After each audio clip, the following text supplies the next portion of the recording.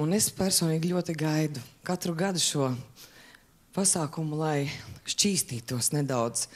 Jo tas, kas šovakar notiek, tas ir kaut kas brīnumains. Un es domāju, ka neviens man nevarēs apstrīdēt.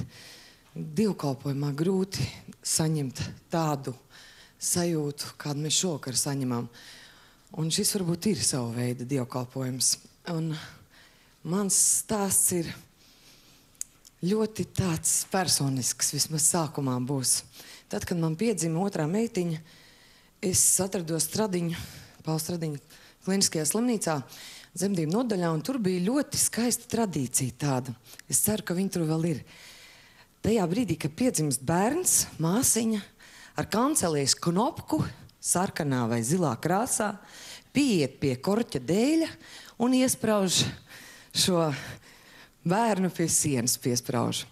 Un tad, kad tu stāvi un skaties uz šo dēli, tu redzi oktobra mēnesis, un tur viss zils, sarkans.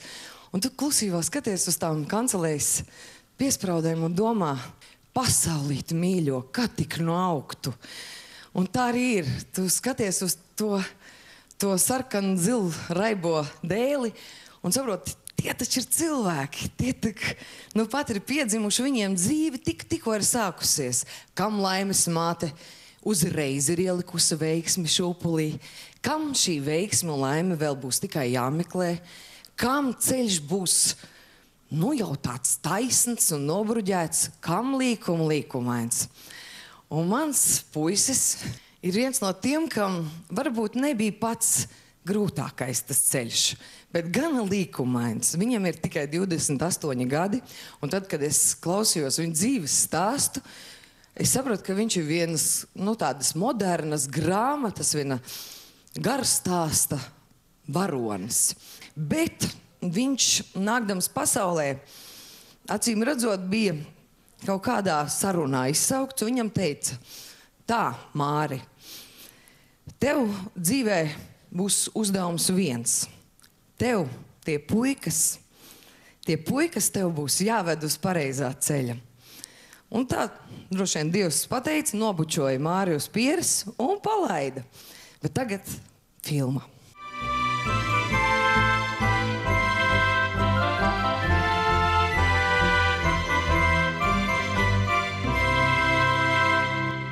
Viņus var sastapt visur, jebkurā sporta laukumā. 2 gadu laikā viņu rindas ir papildinājuši 15,000 pusauģu un jauniešu.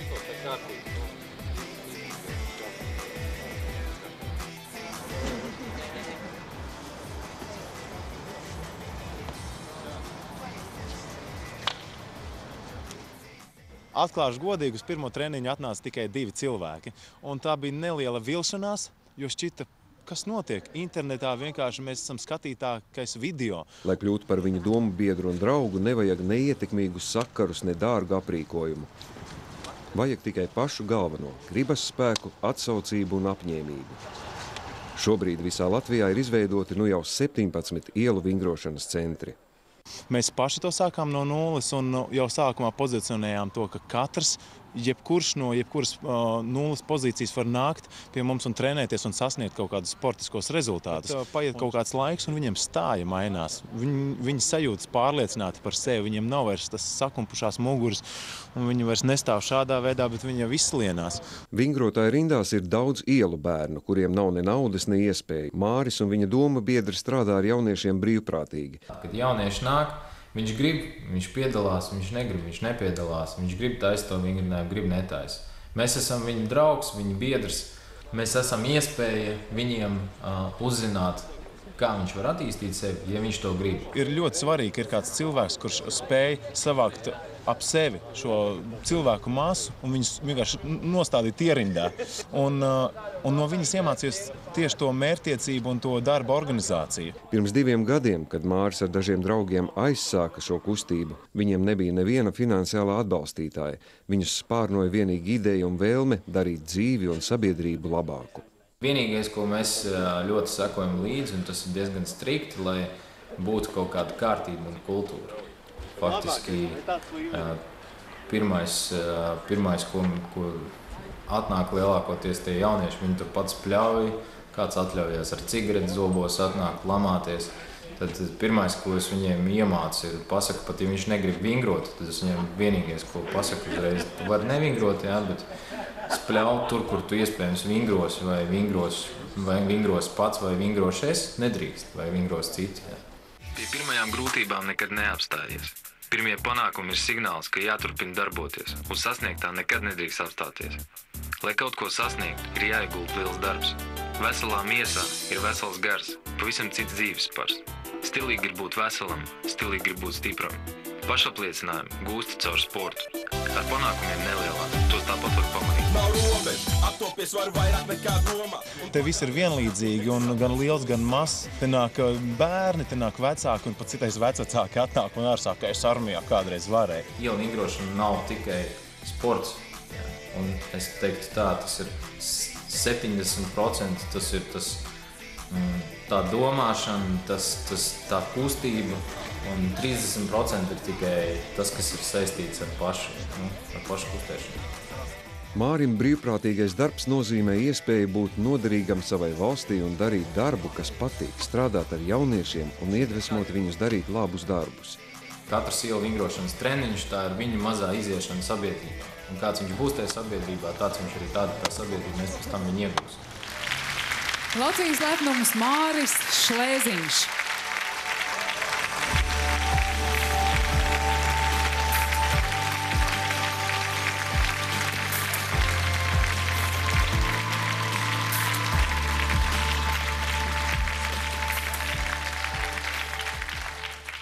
Māri, es godīgi sakot, nebiju iedomājusies, ka tas ir tik nopietni. Es domāju, ka jūs tādu parastu vingrošanu veicat, bet tur jau faktiski jūs var sūtīt uz tādu tā kā olimpiādu pilnīgi mierīgi.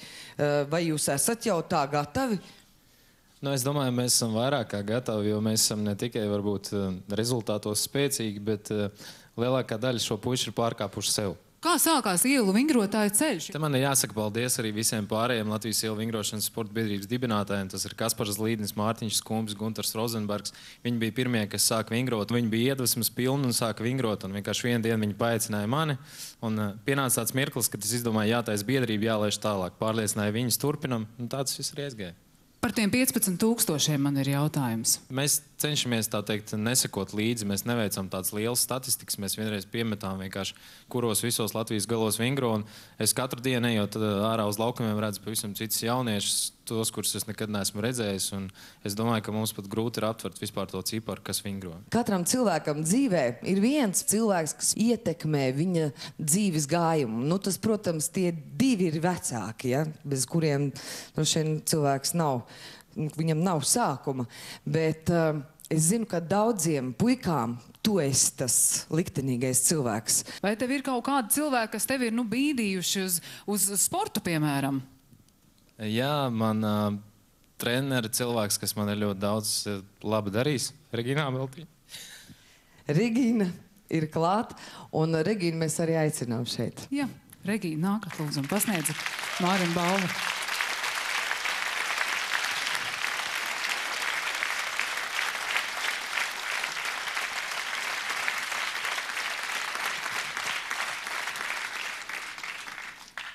Man ir liels prieks redzēt tevi te uz šīs skatuves.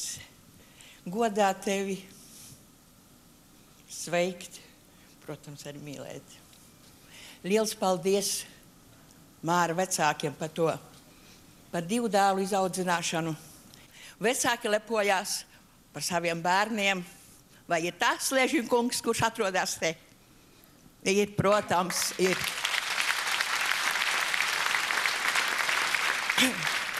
Abus dēlus es esmu trenējis kādu laiku, kā vienu, tā otru. Tāpēc jūs gan Mārim, gan jūsu ģimenē novēlu daudz enerģijas, daudz dzīvotprieka, daudz spēka un labu veselību.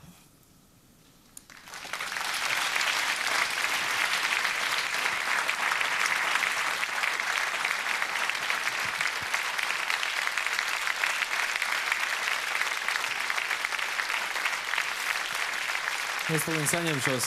Es atvainojos par emocijām, vienkārši Regīna Ābeltiņa, tas ir cilvēks, kas tiešām,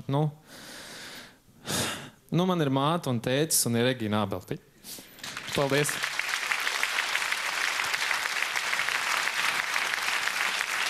Mēs lepojamies arī ar Regīnu Ābeltiņu un arī ar mammu un tēti. Paldies jums liels! Māris Šlēziņš, jauniešu iedvesmotājs, Latvijas lepnums. Viņa brīnišķīgā trenere un viņa brīnišķīgie vecāki. Paldies viņiem!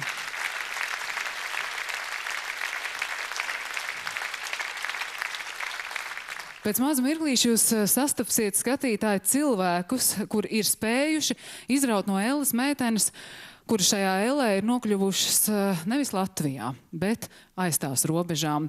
Mēs tiksimies arī ar cilvēku, kurš ir, es nebaidos tā teikt, stiprāks par savu likteni, un iepazīstināsim arī jūs ar kādu brīnišķīgu, lielisku sievieti, kura savā ģimenē ir pieņēmusi lāci, vai varbūt lācis ir pieņēmis viņu.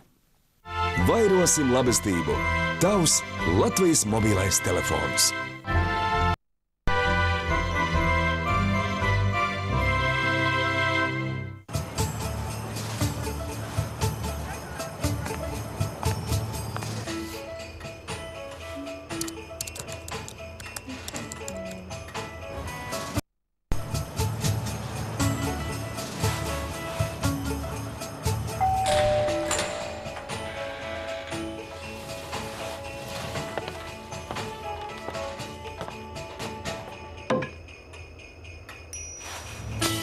Dalies svētku pārsteigumā.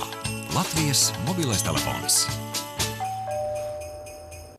Piepeši saprotot to, kas sen jau bija jāsaprot.